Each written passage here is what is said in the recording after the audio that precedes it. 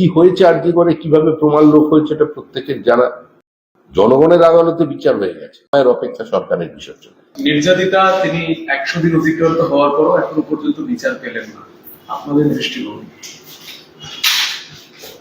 নির্যাতিতের পরিবার বিচার পাননি বিষয়টি এরকম নয়, পশ্চিমবঙ্গের মানুষও বিচার পাননি। এবং আমাদের 2016 সাল থেকে আজ পর্যন্ত যে 238 জন তারাও বিচার পায়নি। আমাদের যে 27 জন বিজেপি মহিলা 2021-এর নির্বাচনের ফল ঘোষণার তারাও বিচার পায়নি।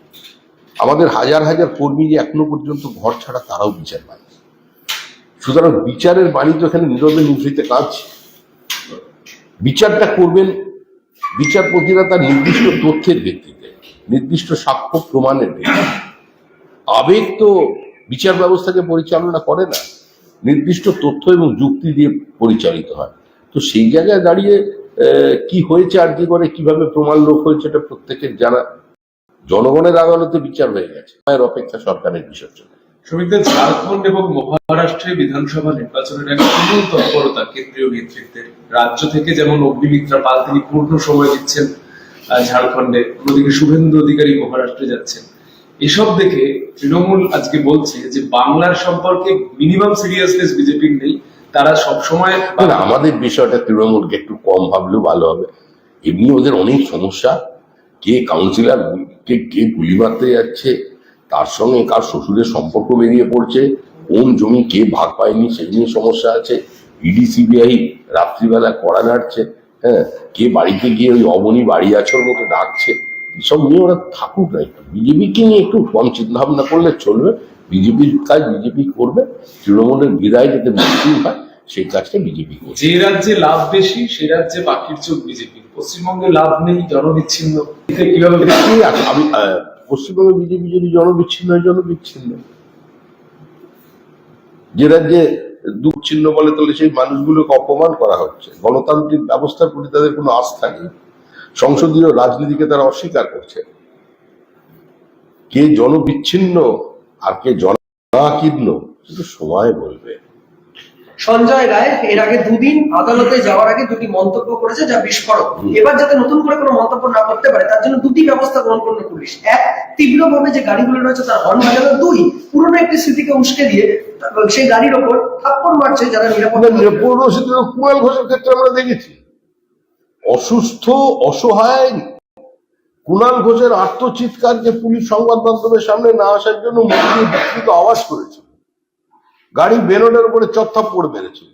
এগুলো পুলিশ করবে, আগে থেকেই ট্রেনিং আছে। কুণাল ঘোষের সময় যে ট্রেনিংটা নিয়েছিল সেটাই আবার ব্যবহার করবে, সেটাকে আর একটু পরিবার যদি করবে, এতটা সময় পেয়েছে। কসবায় সুশান্ত ঘোষের উপর চেষ্টা, সেই ঘটনায় দুটি গোষ্ঠীদ্বন্দ্বের কথা সামনে এসেছে। একজন হচ্ছে জুলকার নারায়ণ মোন্না, যে সুশান্তর অ্যান্টি, যেটা উঠে আসছে তৃণমূল কর্মী। অপরদিকে হচ্ছে সুশান্ত আরে ভাগের গন্ডগোল, এলাকা দখলের গন্ডগোল, পুকুর বোঝানোর গন্ডগোল, দোকান বিক্রির গন্ডগোল, বিল্ডিং মেটেরিয়াল সাপ্লাই এর গন্ডগোল, সরকারি জমিতে হোটেল বানানোর গন্ডগোল, সাম্রাজ্য, টাকার খনি।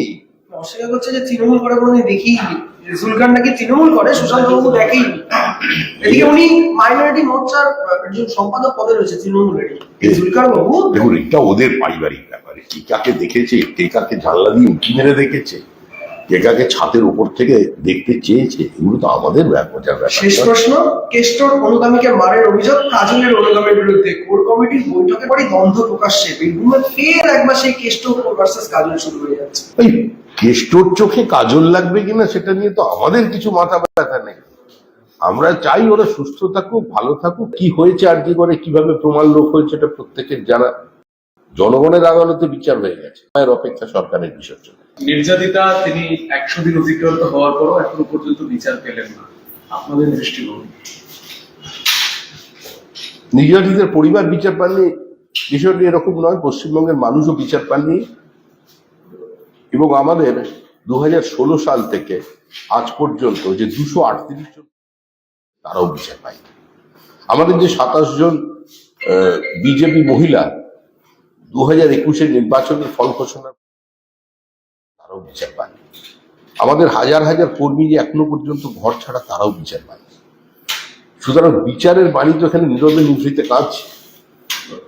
বিচারটা করবেন বিচারপতিরা তার নির্দিষ্ট তথ্যের ভিত্তিতে, নির্দিষ্ট সাক্ষ্য প্রমাণের ভিত্তিতে। আবেগ তো বিচার ব্যবস্থাকে পরিচালনা করে না, নির্দিষ্ট তথ্য এবং যুক্তি দিয়ে পরিচালিত হয়।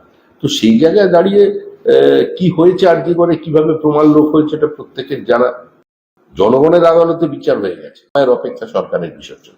শ্রমিকদের ঝাড়খণ্ড এবং মহারাষ্ট্রে বিধানসভা নির্বাচনের এক তুমুল তৎপরতা কেন্দ্রীয় নেতৃত্বের।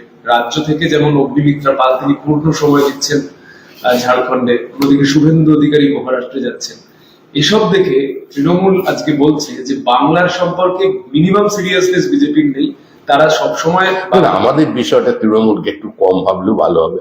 এমনি ওদের অনেক সমস্যা, কে কাউন্সিলর কে গুলি মারতে যাচ্ছে, তার সঙ্গে কার শ্বশুরের সম্পর্ক বেরিয়ে পড়ছে, কোন জমি কে ভাগ পায়নি সেই নিয়ে সমস্যা আছে, ইডি সিবিআই রাত্রিবেলা কড়া নাড়ছে, হ্যাঁ, কে বাড়িতে গিয়ে ওই অবনী বাড়ি আছোর মতো ডাকছে, এসব নিয়ে ওরা থাকুক না। একটু বিজেপিকে নিয়ে একটু কম চিন্তা ভাবনা করলে চলবে। বিজেপির কাজ বিজেপি করবে, তৃণমূলের বিদায় যাতে মুক্তি হয় সেই কাজটা বিজেপি করবে। যে রাজ্যে লাভ বেশি সে রাজ্যে বাকির চোখ বিজেপি। পশ্চিমবঙ্গে লাভ নেই, জনবিচ্ছিন্ন, কিভাবে? আমি পশ্চিমবঙ্গে বিজেপি যদি জনবিচ্ছিন্ন হয়, জনবিচ্ছিন্ন। যে রাজ্যে দুচ্ছিন্ন বলে তাহলে সেই মানুষগুলোকে অপমান করা হচ্ছে, গণতান্ত্রিক ব্যবস্থার প্রতি তাদের কোনো আস্থা নেই, সংসদীয় রাজনীতিকে তারা অস্বীকার করছে। কে জনবিচ্ছিন্ন আর কে জনাকীর্ণ সেটা সময় বলবে। সঞ্জয় রায় এর আগে দুদিন আদালতে যাওয়ার আগে দুটি মন্তব্য করেছে যা বিস্ফোরক। এবার যাতে নতুন করে কোনো মন্তব্য না করতে পারে তার জন্য দুটি ব্যবস্থা গ্রহণ করলো পুলিশ। এক, তীব্রভাবে যে গাড়িগুলো রয়েছে তার হর্ন বাজানো। দুই, পুরনো একটি স্মৃতিকে উস্কে দিয়ে সেই গাড়ির ওপর থাপ্পড় মারছে যারা নিরাপত্তা।